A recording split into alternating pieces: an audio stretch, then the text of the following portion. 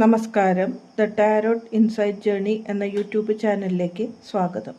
നമ്മൾ ഇന്ന് നോക്കുന്നത് സൺ സോഡിയാക് സൈനിലെ മറ്റു 3 നാളുകളായ പൈസസ്, സ്കോർപ്പിയോ, ക്യാൻസർ എന്ന നാളുകളുടെ ഫലങ്ങളാണ്. ഈ ചിങ്ങമാസം മുതലുള്ള ഒരു കൊല്ലത്തേക്കുള്ള പുതുവർഷത്തിൻ്റെ ഫലങ്ങളാണ്.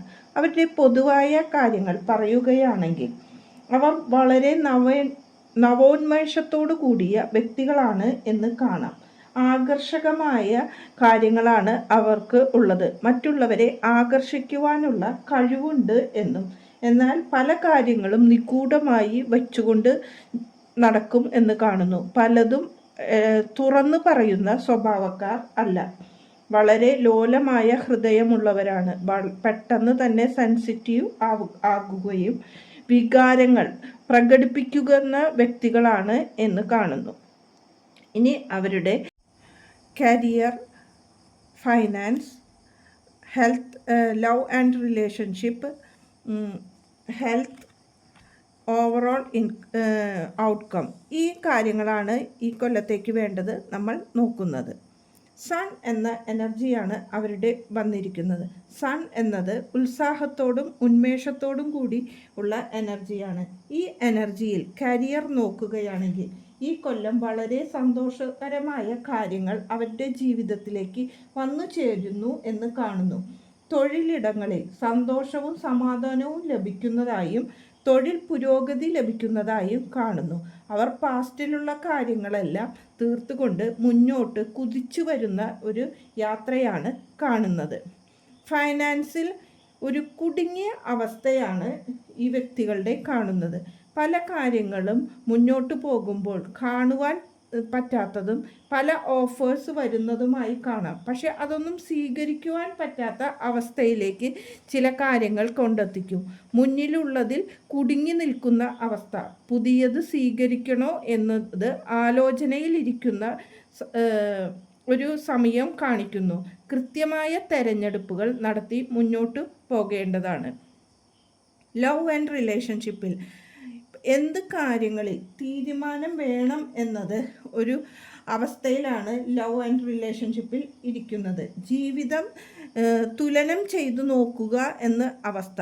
അതായത് ഞാൻ ഈ പുതിയ റിലേഷൻഷിപ്പിലേക്ക് മാറണോ, അല്ലെങ്കിൽ അത് മാറിയാൽ എനിക്ക് ജീവിതത്തിൽ പ്രോബ്ലംസ് ഉണ്ടാകുമോ എന്ന് ചിന്തിച്ചു നിൽക്കുന്ന അവസ്ഥയും കാണുന്നു.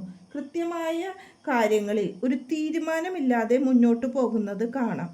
നമ്മൾക്ക് നല്ലത് വരുന്ന കാര്യങ്ങൾ ജീവിതത്തിൽ തിരഞ്ഞെടുക്കുവാൻ ശ്രദ്ധിക്കേണ്ടതാണ്.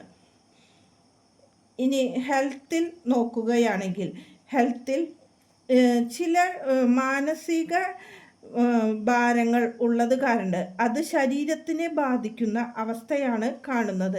മാനസിക സമ്മർദ്ദങ്ങൾ കൂടി നിൽക്കുന്നതായി കാണുന്നു. അത് ശരീരത്തിൻ്റെ നമ്മുടെ ചൈതന്യം നഷ്ടപ്പെടുക, അല്ലെങ്കിൽ വളരെ ക്ഷീണിതനായി കാണപ്പെടുന്ന ഒരു അവസ്ഥ കാണുന്നു. നമ്മളുടെ മനസ്സിലെ ആ ഇമോഷൻസ് എല്ലാം മാറ്റിവെച്ചിട്ട് ശരീരത്തിന് എനർജി കൊടുക്കുക. കാരണം മനസ്സിൻ്റെ ഭാരം ശരീരത്തിൻ്റെ രോഗാവസ്ഥയിലേക്ക് കൊണ്ടെത്തിക്കും. അപ്പോൾ അത് നമ്മൾ മാറ്റുവാൻ ശ്രദ്ധിക്കുക. അതിനായി വേണ്ട കാര്യങ്ങൾ, മനസ്സ് സന്തോഷം തരുന്ന കാര്യങ്ങൾ ജീവിതത്തിൽ ചെയ്യുവാൻ നോക്കുക. ഓവറോൾ എനർജി നോക്കുകയാണെങ്കിൽ 4 ഓഫ് പെൻറ്റക്കിൾ എന്ന കാർഡാണ് വന്നിരിക്കുന്നത്.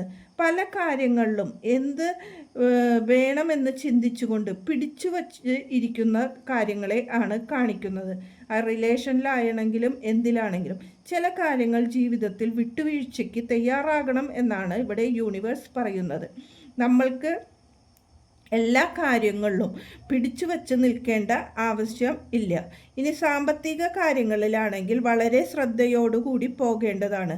നമ്മൾക്ക് ആവശ്യത്തിനുള്ള പണം ഉണ്ടാകും, പക്ഷേ അത് നമ്മൾ കുറച്ച് ബുദ്ധിമുട്ടുകളിലേക്കാണ് മുന്നോട്ടുള്ള കാര്യങ്ങളിൽ കാണുന്നത്.